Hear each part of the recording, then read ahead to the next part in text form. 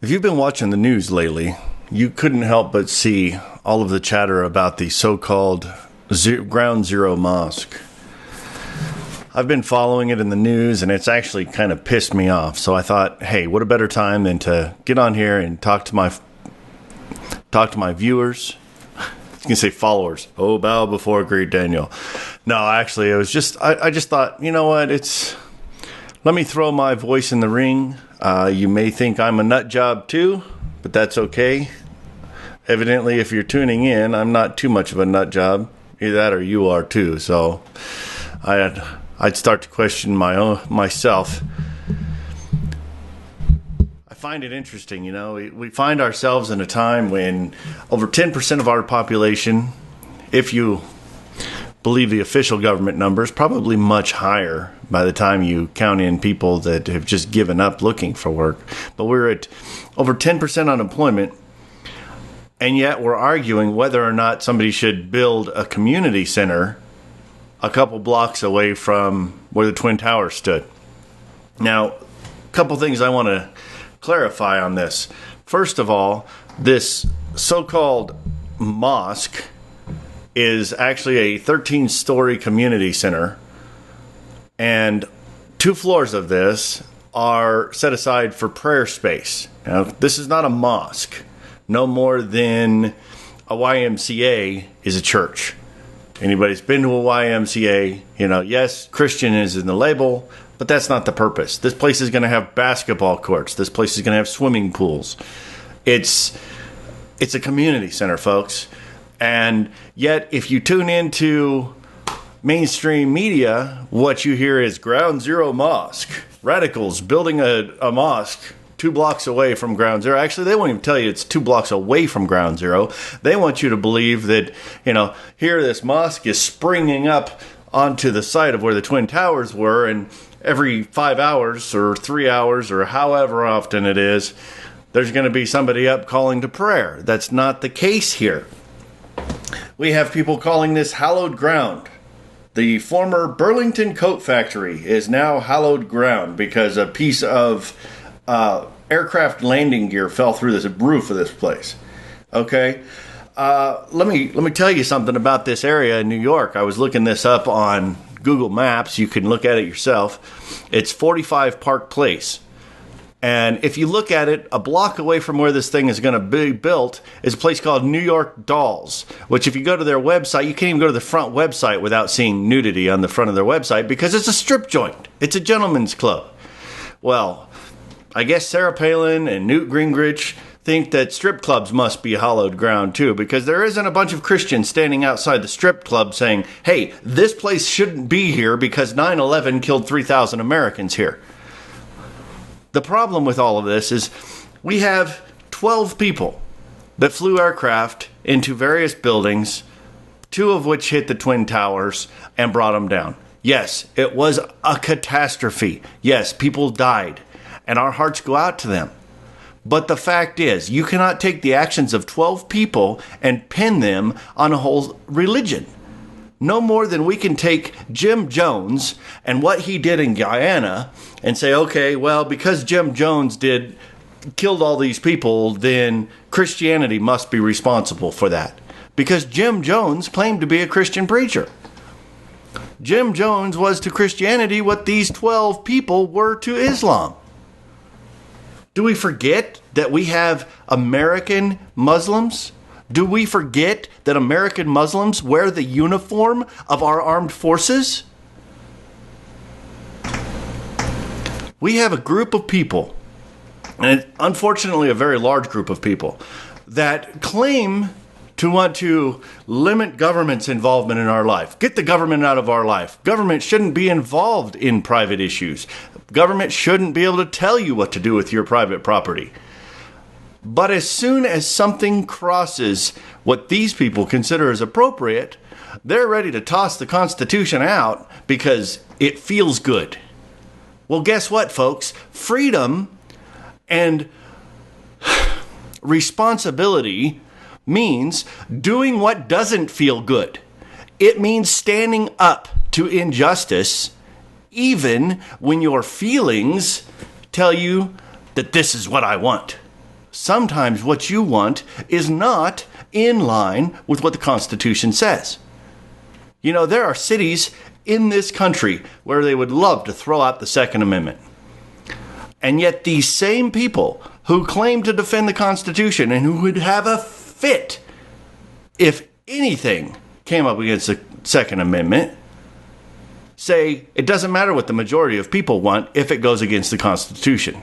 And that's what I've got to say about this Ground Zero Mosque, actually, the 45 Park Place Islamic Community Center, is that I don't care if the majority of Americans are against it, because this country was founded on religious freedom. Obama came out Friday night in support of private property rights and freedom of religion, and that has been all the chatter on the news ever since. He didn't come out and say, I agree with the decision to put this here, and he clarified that on Saturday. But he did come out and say this country was founded on freedom of religion. Either you believe in it or you don't, folks. You don't get to pick and choose which religion You don't get to pick and choose which religion has freedom. I'm a Christian. Okay, I don't hide that fact. I make that very clear.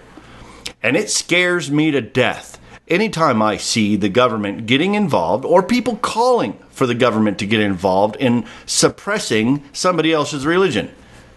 It may not have anything to do with me right now, but guess what? Those laws that we try to put into place now against Islam because we find it distasteful or we don't agree with their teachings, they will come back to haunt the Christian church. One day, what you believe as a Christian is going to not be what the majority believe. Are you willing to sacrifice your freedom because you want to oppress another? Somebody brought up an interesting point. One of the politicians that was speaking said, you know, a lot of these GOP candidates and current politicians that are complaining, making the biggest noise about the community center being built, also are the same people that voted against extending health care for people who were injured during 9/11, for first responders, for people that were in the building there to help others. You know, if this is about the memory of those who died on 9/11, then why aren't we taking care of the people that were there? This is just like many issues. It's not about how do I phrase this? It's not about the right or wrong of, the decision to build there. What this is about is politics. It's the same old thing. If we can distract people with something that we can get them emotional about, then it doesn't matter if I'm a little marionette with corporate America pulling my strings at the top. It doesn't matter if I dance to the tune of whoever has the most money. And that's what it boils down to, folks. This is nothing but another distraction. You can group this with same-sex marriage.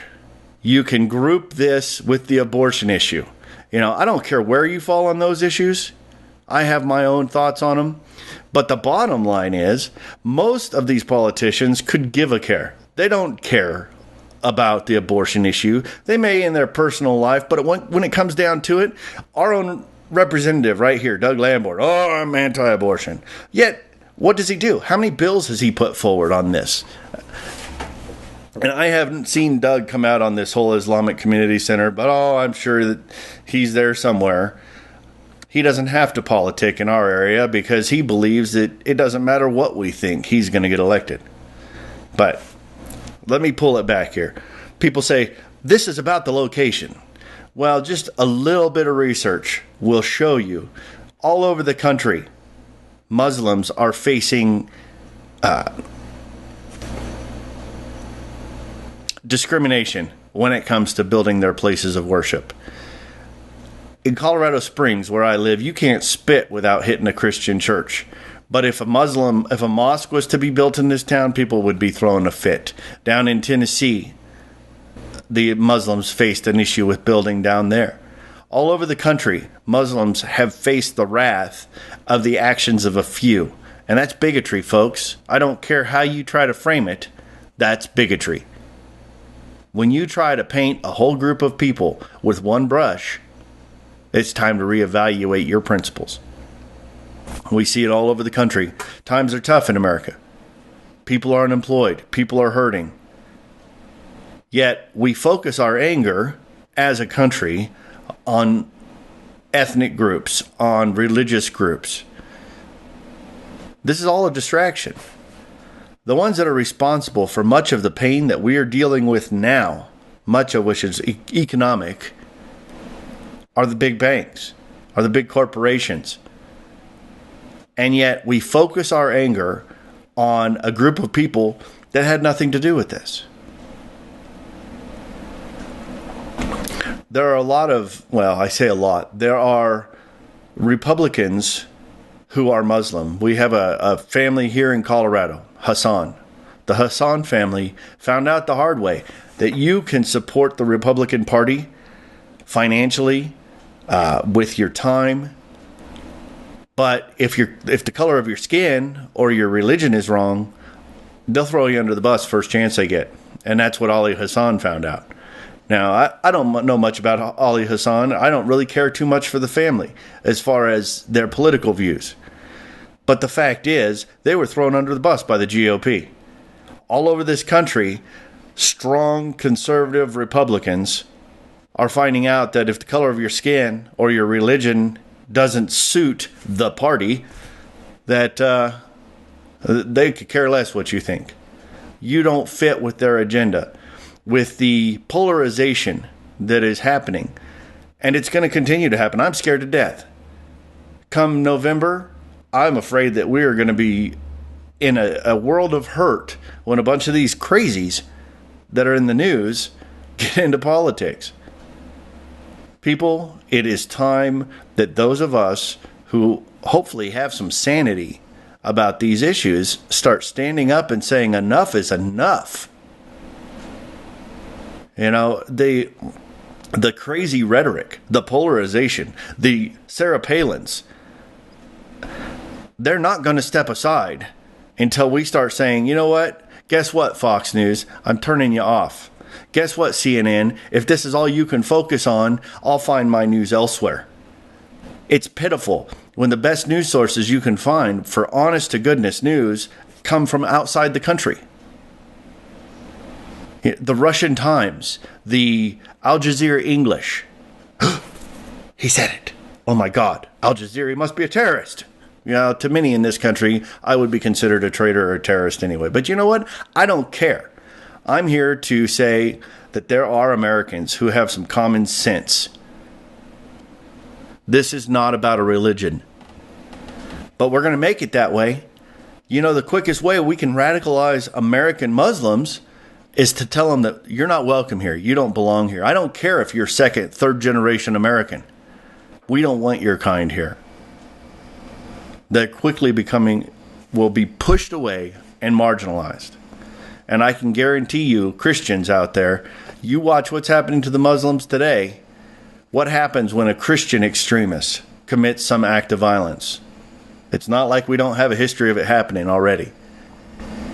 You can like it or not, but the fact is, if you oppress one religion, it will come back to bite us all.